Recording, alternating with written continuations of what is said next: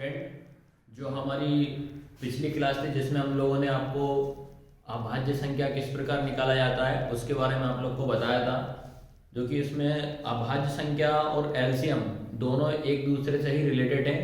जो कि हम पहले एलसीएम का थोड़ा सा बेसिक आपको बता देता हूं मैं, उसके बाद अपन एलसीएम किस प्रकार निकालते हैं दो नंबरों को उसके बारे में आपको मैं बताऊंगा।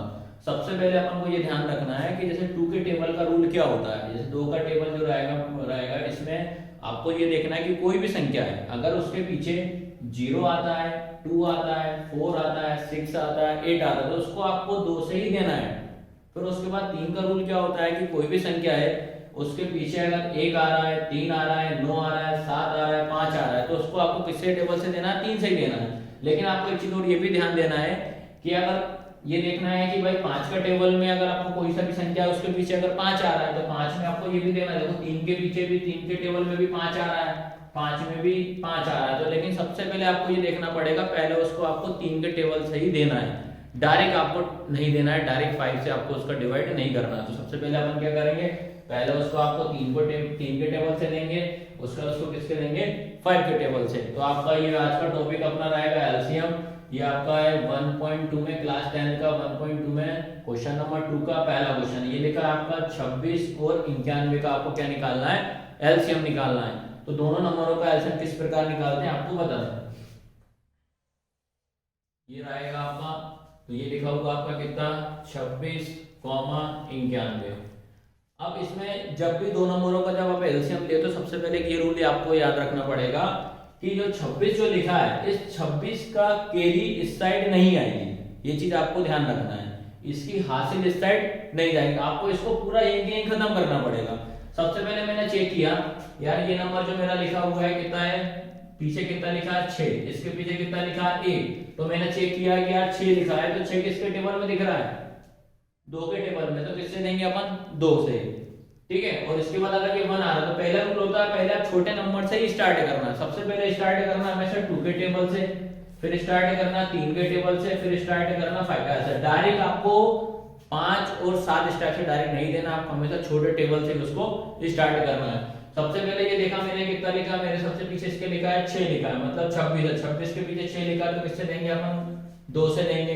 तो ये कितना आएगा? 2 एकम 2, 2 तिया 6, कॉमा का कॉमा। इसमें एलसीएम में ये होता है जिस टेबल से आपका उससे नहीं जा रहा है उसको आपको सेम वैसा के वैसा नीचे लिखना है। तो 91 का मैंने क्या लिख दिया? 91 ही लिख दिया। अब आपको ये ध्यान देना है कि मैंने देखा यार इसके पीछे कितना लिखा? 3, इसके पीछे कितना लिखा? 1। सबसे पहले 3 को जब मैंने दोनों संख्याओं को मिलाया तो ये 13 हो गया। तो 13 3 के टेबल में नहीं आता, लेकिन अब मैं देखूंगा यार 1 आ रहा है पीछे, तो हो सकता है कि यार ये 3 से चला जाए। तो 3 से जब देखूंगा इसको तो 3 बन जाए 3 हो रहा है, लेकिन फिर भी 1 बच गया है, तो इसमें हासिल नहीं बचना चाहिए, कैरी नहीं बचना चाहिए। तो अब मैं ये देखूंगा, मैं इसके बाद आपको ध्यान रखना है ये 3 जो आपका 1 आ रहा है, ठीक है।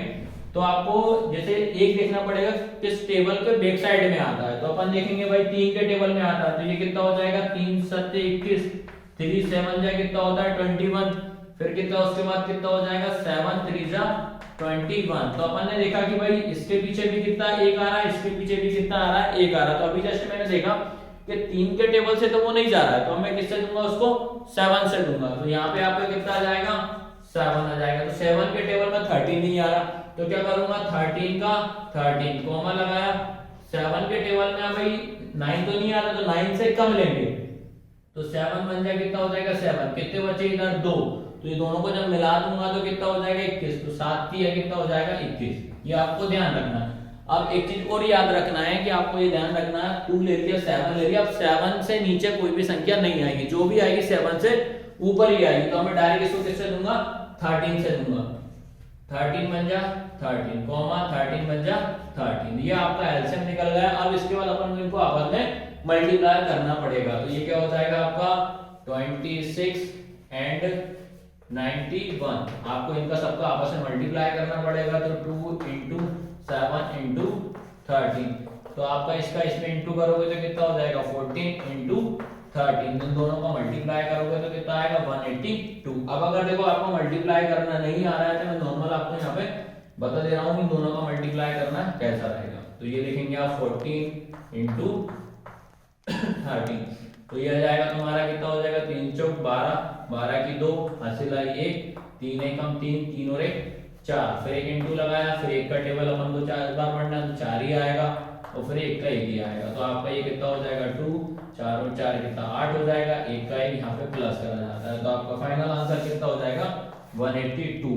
और आपको ये ध्यान रखना है, वीडियो कैसी भी लगी आपको लाइक शेयर और सब्सक्राइब जरूर करना है। और आपको ये ध्यान रखना, हमारा अगला टॉपिक जो रहेगा वो आपका रहेगा, अगला टॉपिक एचसीएफ किस प्रकार निकाला जाता है।